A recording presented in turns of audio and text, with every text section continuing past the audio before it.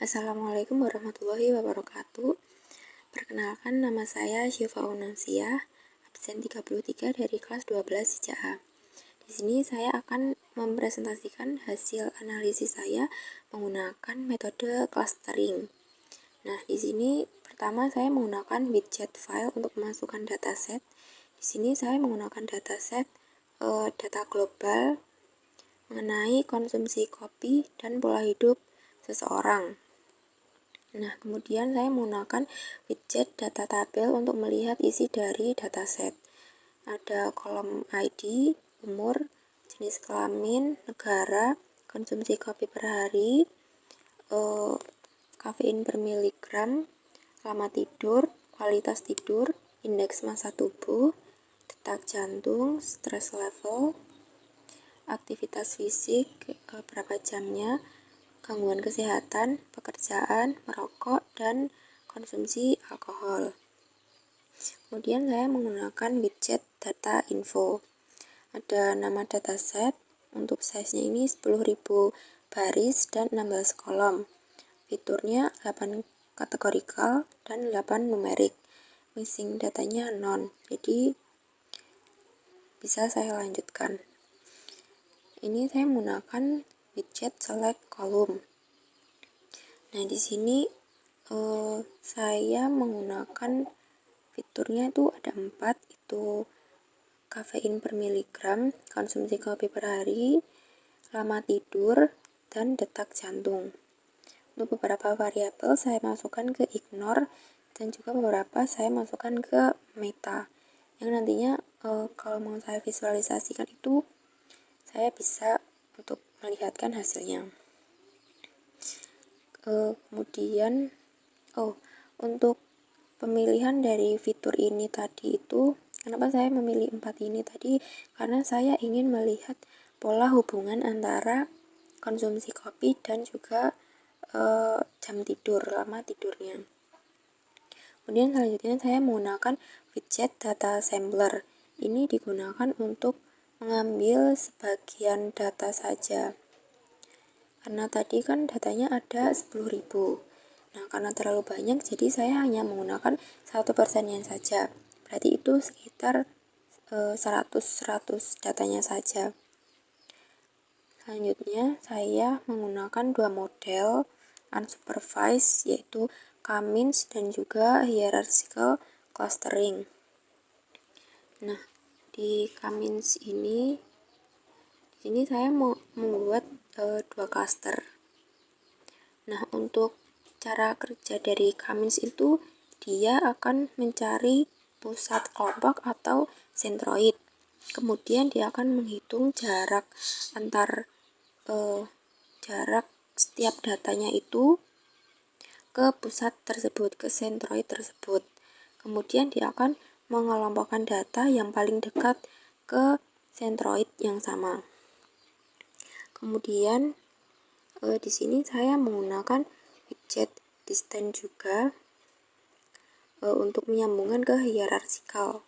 Tanpa distance nanti hierarchicalnya tidak dapat bekerja.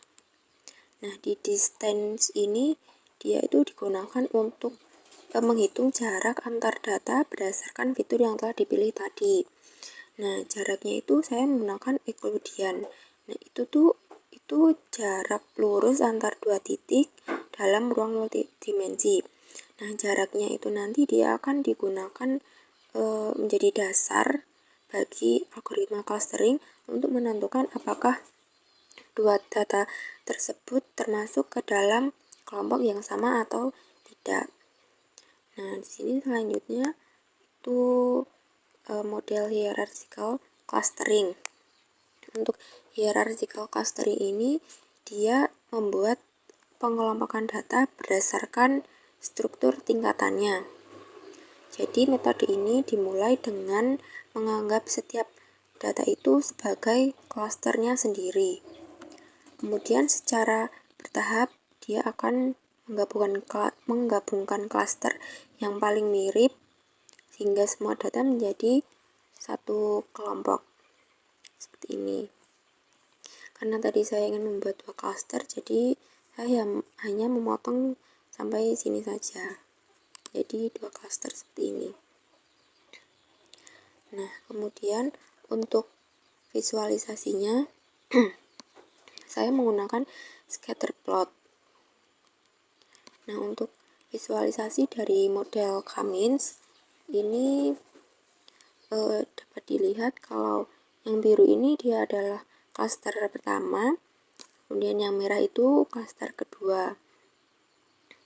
Nah, ini bisa dilihat kalau klaster pertama dia adalah kelompok orang yang konsumsi kopinya itu lebih tinggi dari 3 sampai 6.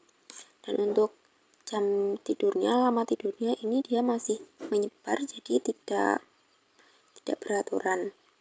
Untuk klaster keduanya dia adalah kelompok orang dengan konsumsi kopinya yang rendah dari 0 sampai 3, dan lama tidurnya dia juga menyebar, tidak begitu jelas.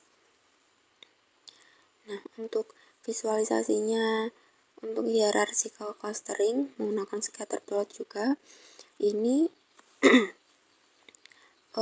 ini untuk sumbu X itu konsumsi kopi per hari, dan sumbu Y-nya itu jam tidurnya, berapa lama tidur. Untuk yang visualisasi untuk model hierarchical ini, untuk klaster pertama dia adalah kelompok orang dengan konsumsi kopi dari 3 sampai 6, berarti tinggi. Dan jam tidur, berapa lama jam tidurnya itu dia juga menyebar, tidak begitu jelas. Kalau untuk klaster keduanya dia adalah kelompok orang dengan konsumsi kopi yang rendah dari 0 sampai 4, dan jam tidurnya juga tidak beraturan, jadi masih menyebar. Jadi saya menyimpulkan kalau konsumsi kopi seseorang itu tidak begitu mempengaruhi jam tidurnya juga. Jadi misal orang yang mengkonsumsi kopinya dia tinggi, itu belum tentu jam tidurnya rendah, bisa saja juga tinggi. Atau yang konsumsi kopinya rendah, belum tentu juga jam tidurnya dia lebih banyak, bisa juga dia lebih rendah jam tidurnya. Kemudian untuk visualisasinya selanjutnya saya menggunakan silhouette plot. Itu digunakan untuk melihat skor silhouette-nya, seberapa bagus pembentukan klaster ini gitu. Nah, di sini untuk silhouette dari model Cummins itu di klaster pertama dia 0,496, dan klaster kedua itu 0,566. Terus kemudian yang di model hierarchical untuk silhouette-nya yang klaster pertama ini nilainya 0,601, yang klaster kedua 0,517. Jadi bisa disimpulkan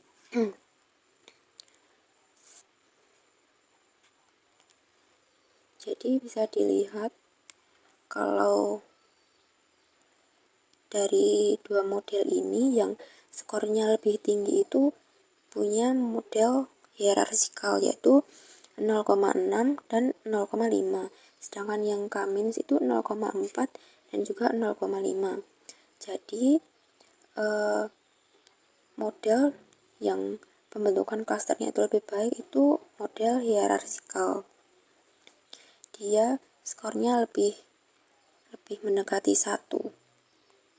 Karena jika mendekati 1 itu berarti klasternya baik. Mungkin itu saja dari saya, kurang lebihnya mohon maaf. Wassalamualaikum warahmatullahi wabarakatuh.